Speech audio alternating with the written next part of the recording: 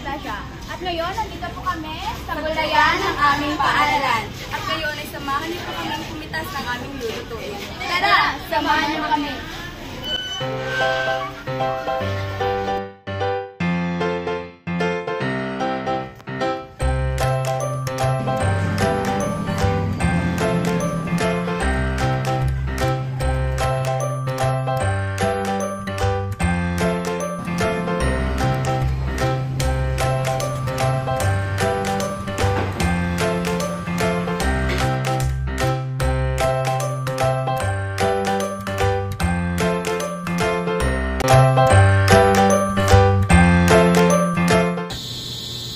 Alam niyo ba kung paano pasarapin at pagandahin ang isang healthy na pagkain tulad ng mga gulay na bilang kabataan at estudyante ay kadalasang hindi natin gustong kainin?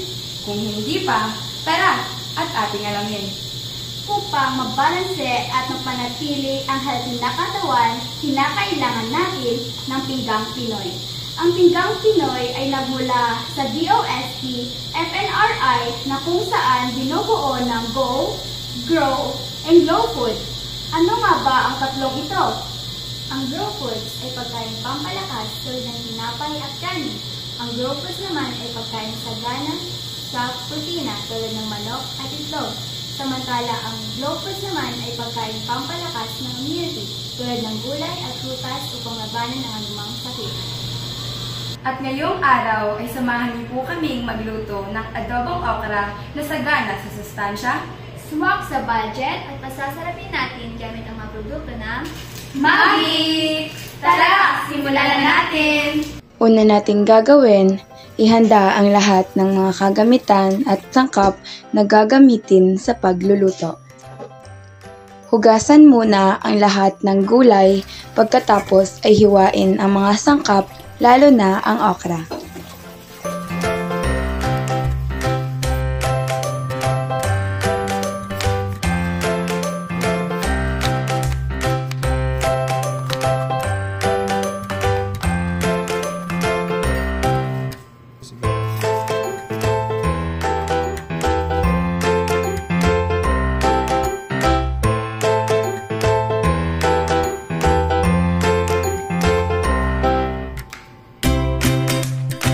At eto na po ang lahat ng mga kasangkapan na ating kakailanganin sa pagluluto ng adobong okra. Malagay itong toyo, bawang, sibuyas, asin, Meron din po tayo ditong kamatis, sili nga ba, dahon ng sibuyas, karne ng baboy, at saka ang okra.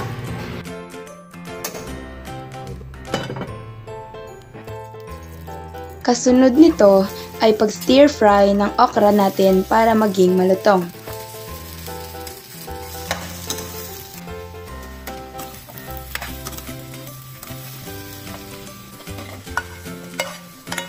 Pagkatapos ay igisa ang bawang, tsaka sibuyas at idagdag ang kamatis.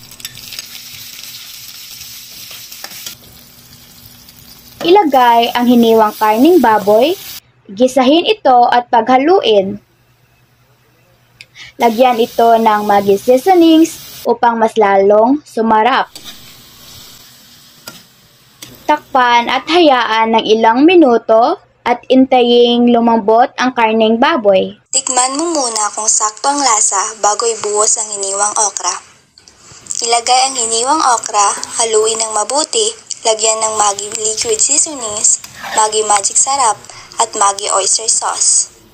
Haluin ng mabuti at tikman para malasahan. Hayaan ng ilang minuto sa mahinang apoy hanggang maluto.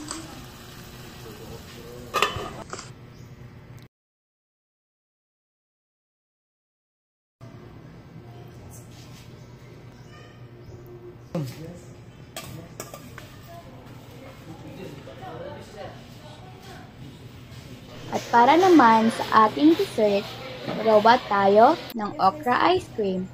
Kailangan lamang natin ng 1 pack ng all-purpose cream na chilled, condensed milk, cheese, at tinadtad na okra.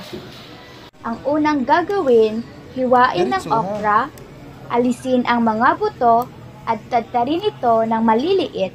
Gamitin ang electric mixer, ibit ang all-purpose cream ng ilang minuto hanggang sa dumoble ang dami. Unti-unting ilagay ang condensed milk at kasunod naman ang cheese.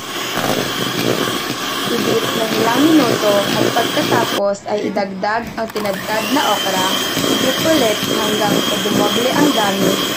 Pagkatapos, ilagay sa isang plastic container at ilagay sa freezer para tumigas. At ito na po ang ating adobong okra na kasya sa 4 na miyembro ng pamilya. At meron din po tayo dito okra ice cream para sa ating panghimagas. At para po sa ating kaalaman, ang okra ay sagana sa vitamin A and C at antioxidant na makakatulong upang mapababa ang risk na magkaroon ng malulubhang sakit kagaya ng Cancer, diabetes, stroke, at sakit sa puso. Sagana din ito sa folic acid, calories, vitamin K, fiber, at iba pa.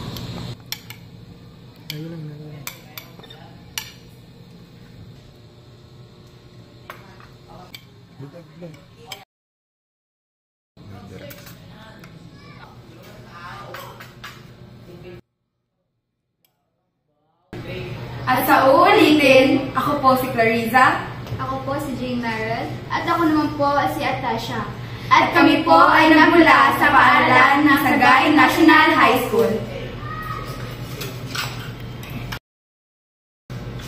Pang pinggan.